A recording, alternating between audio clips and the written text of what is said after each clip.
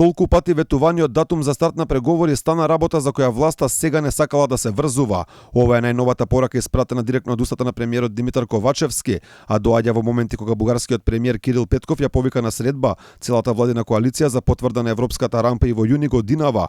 Ковачевски порачува дека сме имале подобри препораки од земји кои преговарале, но спорот со Бугарија бил проблем.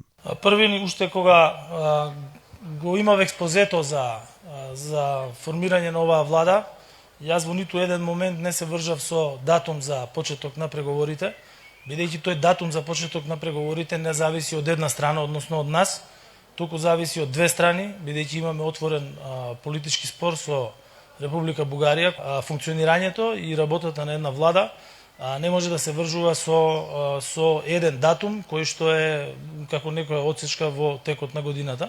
Додека власта веќе јавно се откажува од старт на преговори летово, лидерот на опозицијата Христијан Мицкоски ја повика Европската унија да направи притисок да престане политичката агресија од Бугарија кон Македонија.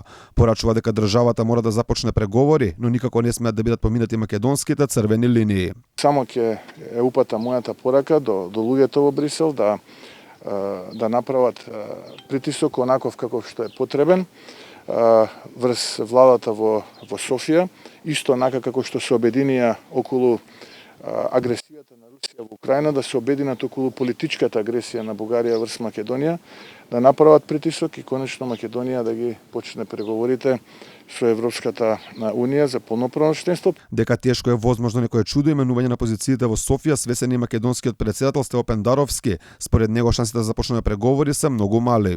Ако ме прашувате мене, ако прашувате за моето внатрешно чувство, во Македонија сум познат како политичар кој го кажува своето мислење.